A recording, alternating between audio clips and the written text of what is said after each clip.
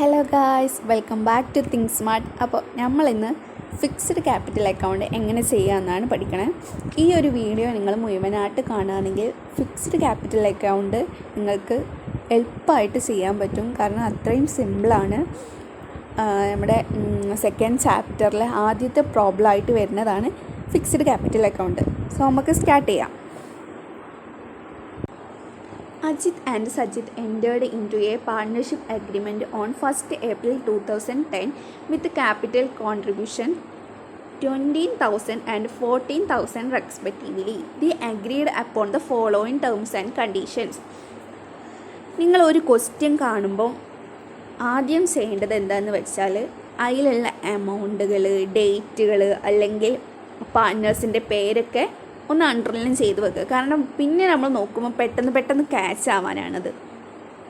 എവിടെയാണ് എമൗണ്ട് കിടക്കണമെന്നൊക്കെ പെട്ടെന്ന് അറിയാൻ വേണ്ടിയിട്ടാണ് നമ്മൾ അണ്ടർലൈൻ ചെയ്യുന്നത്. സോ നമ്മൾ ആദ്യം ചെയ്യേണ്ടത് ക്വസ്റ്റ്യൻ കാണുമ്പോൾ അതിലുള്ള ഇമ്പോർട്ടൻ്റ് ആയിട്ടുള്ള എമൗണ്ടുകളൊക്കെ ലൈൻ ചെയ്ത് വെക്കുകയാണ്.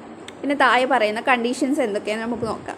Profit and losses to be shared equally, അതായത് ഷെയർഡ് ഈക്വലി, രണ്ടുപേരും പ്രോഫിറ്റും ലോസസും ഒരുപോലെയാണ് ഷെയർ ചെയ്യുന്നത്. പിന്നെ ഇൻട്രസ്റ്റ് ഓൺ ക്യാപിറ്റൽ 12%, ക്യാപിറ്റലിന് പുറത്തുള്ള ഇൻട്രസ്റ്റ് 12% ആണ്. ആനുവൽ സാലറി ടു അജിത്ത്, അജിത്തിൻ്റെ സാലറി എന്ന് പറയുന്നത് 6,000, 6,000. Commission to Sajith 400 per month, അതായത് 400 സജിത്തിൻ്റെ commission.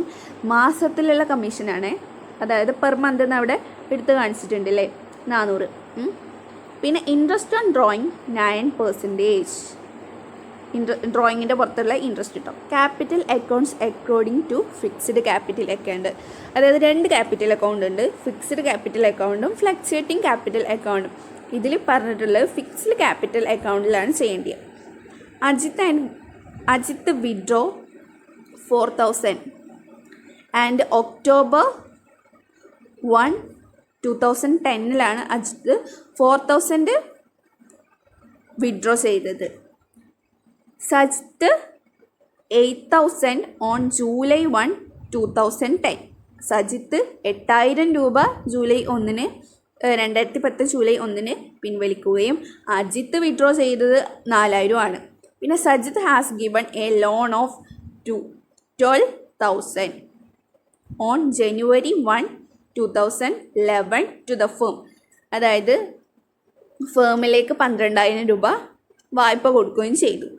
The profit of the firm after making all എല്ലാ അഡ്ജസ്റ്റ്മെൻറ്റും കഴിഞ്ഞിട്ടുള്ള പ്രോഫിറ്റാണ് 16,000, 16,000. ഫിക്സ്ഡ് ക്യാപിറ്റൽ അക്കൗണ്ടിന് 2 അക്കൗണ്ടാണ് ഉള്ളത്. ഒന്ന് ക്യാപിറ്റൽ അക്കൗണ്ടും രണ്ടാമത്തത് കറണ്ട് അക്കൗണ്ടാണ്. ഇത് ക്യാപിറ്റൽ പാർട്ട്നേഴ്സിൻ്റെ ക്യാപിറ്റൽ അക്കൗണ്ടാണ്. അപ്പം ഈ ഒരു സൈഡിൽ ഡെബിറ്റും ഈ ഒരു സൈഡ് ക്രെഡിറ്റുമാണ്. സോ നമ്മൾ ഫസ്റ്റ് പാർട്ട്നേഴ്സ് ക്യാപിറ്റൽ അക്കൗണ്ട് ഇങ്ങനൊരു ഹെഡിങ് കൊടുക്കുക. പിന്നെ ഡേറ്റ്, പെർട്ടിക്കുലർ. ഇവിടെ 2 പാർട്ട്നേഴ്സാണ് ഉള്ളത്, അജിത്ത്, സജിത്ത്. വീണ്ടും ഡേറ്റ്, പെർട്ടിക്കുലർ, അജിത്ത്, സജിത്ത്. ഇനി നമ്മൾ ആദ്യം എഴുതേണ്ടത്, ഇത് ഞാൻ ആദ്യം പറഞ്ഞല്ലോ ക്യാപിറ്റൽ അക്കൗണ്ടാണ്. അതായത് ഒരു ബിസിനസ് തുടങ്ങുമ്പോൾ ആദ്യം പാർട്ട്നേഴ്സ് കൊണ്ടുവരുന്ന എമൗണ്ടാണ് ഈ ക്യാപിറ്റൽ. അത് മാത്രമേ ഇതിൽ എഴുതേണ്ടിയുള്ളൂ. പിന്നെ എഴുതേണ്ടത് അഡീഷണൽ എമൗണ്ടാണ്. അഡീഷണൽ എമൗണ്ട് ഈ ക്വസ്റ്റ്യനിൽ തന്നിട്ടില്ല. അപ്പോൾ നിങ്ങളിവിടെ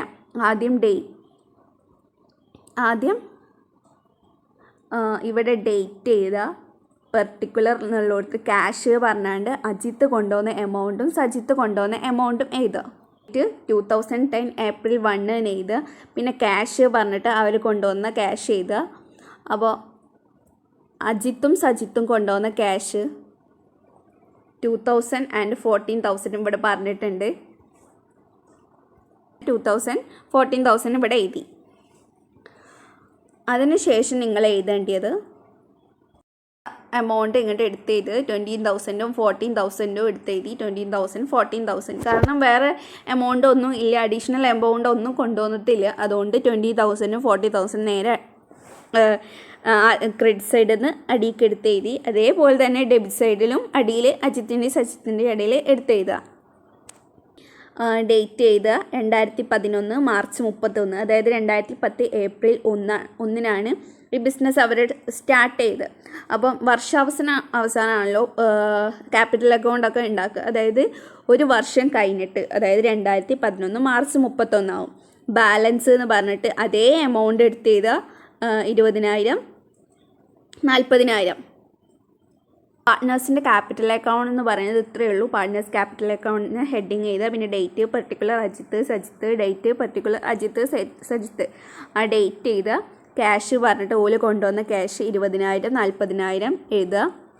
അതേ ക്യാഷ് എടുത്ത് താഴേക്ക് എഴുതുക 20,000, 40,000, 20,000, 40,000. പിന്നെ ബാലൻസ് എന്ന് പറഞ്ഞാണ്ട് ഡേറ്റ് ഒരു വർഷം കഴിഞ്ഞിട്ട് ഡേറ്റ് എഴുതിയതിന് ശേഷം അതേ എമൗണ്ട് 20,000, 40,000. ഇത്രയേ ഉള്ളൂ partners capital account. Partners capital account അവിടെ കഴിഞ്ഞു. ഇനി നമ്മൾ ഉണ്ടാക്കേണ്ടത് പാർട്ട്നേഴ്സിൻ്റെ കറണ്ട് അക്കൗണ്ടാണ്. പാർട്ട്നേഴ്സിൻ്റെ ക്യാപിറ്റൽ അക്കൗണ്ടിൻ്റെ പോലെ തന്നെയാണ് കറണ്ട് അക്കൗണ്ടും. ഇതുപോലെ തന്നെ date particular Ajith Sajith, date particular Ajith Sajith.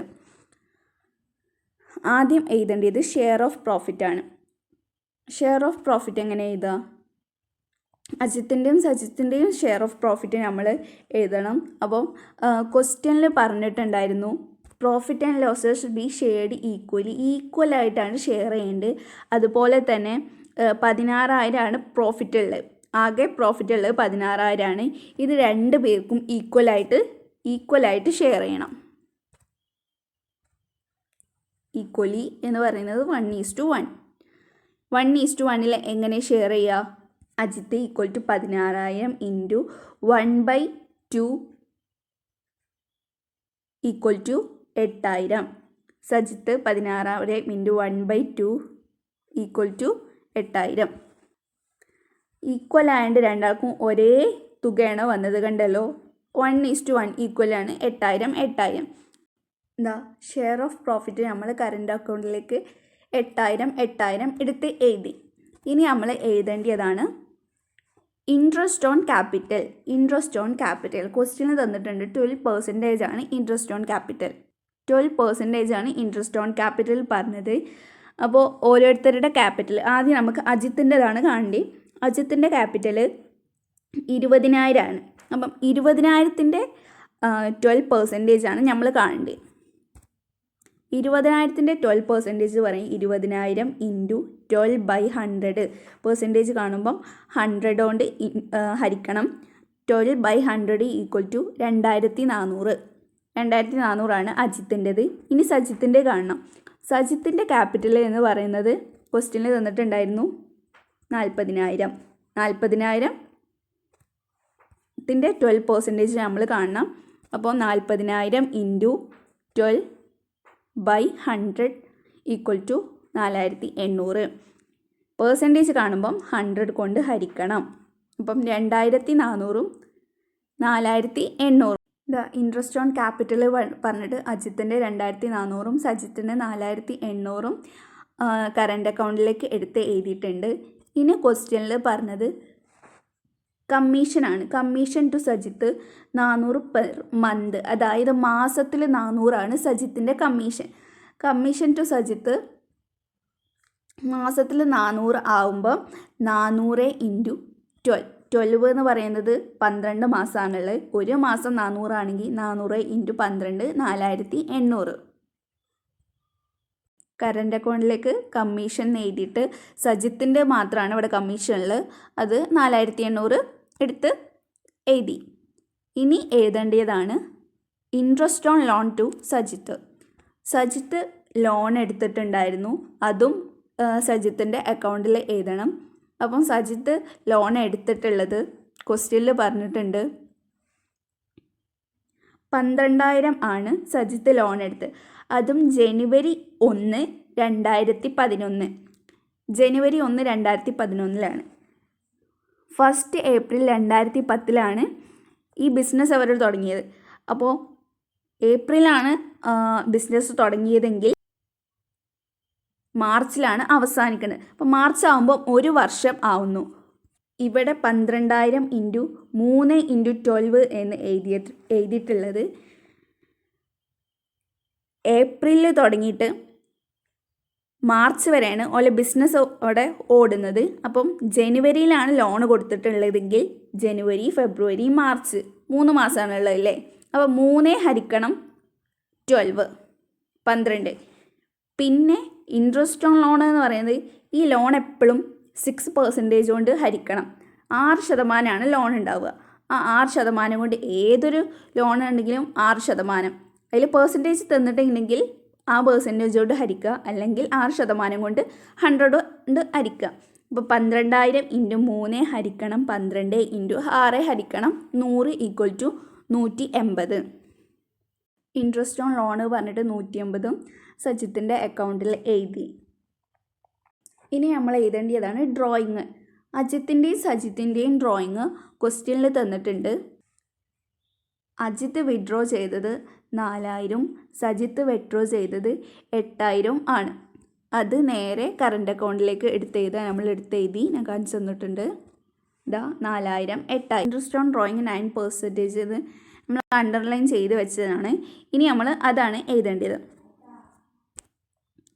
അപ്പോൾ ഇൻട്രസ്റ്റ് ഓൺ ഡ്രോയിങ് 9% അജിത്തിൻ്റെയും സജിത്തിൻ്റെയും കാണണം.